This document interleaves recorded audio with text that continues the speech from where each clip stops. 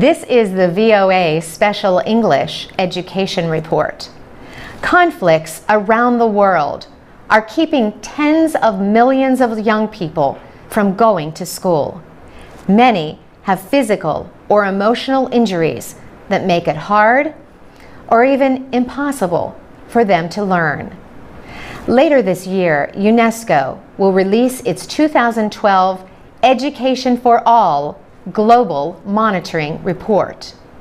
UNESCO is the United Nations educational, scientific, and cultural organization. The yearly publication is part of a global campaign to provide primary education to all children within the next 3 years. The report documents the situation in countries that have made the least progress toward the Millennium Development Goals. These goals require universal primary education and equality for boys and girls in schooling by 2015. Pauline Rose is the director of the report.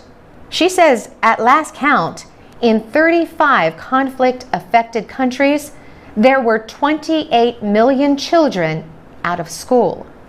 In some countries, schools were not even accessible in conflict zones. There are no teachers, and the schools are sometimes attacked. The Geneva Conventions bar the targeting of public places like schools and hospitals. In some cases, schools are targeted because they represent the government. In other cases, schools are targeted for religious or political reasons. Pauline Rose points to Afghanistan, where militant groups have attacked girls' schools to keep girls from getting an education. In other parts of the world, schools are often caught in the crossfire of violence. Conflicts also put girls and boys at risk of sexual violence and of being forced into war. Under international law, refugees are the only displaced people with a guaranteed right to education. But that guarantee often means little. Last year, Pauline Rose visited camps in northern Kenya that shelter more than 250,000 refugees from Somalia.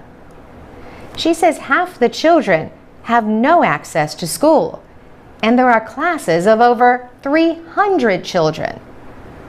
The study asks, what if conflict states in sub-Saharan Africa moved just 10% of their military spending to education?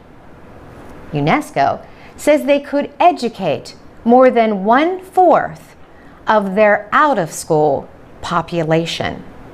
And in Pakistan, it says 20% of the military budget could provide primary education for all children. Experts say one country has been a real success story. For years, Botswana has used its wealth from diamond exports to finance universal primary education and to create a skills base for its growing economy. For VOA Special English, I'm Carolyn Presutti.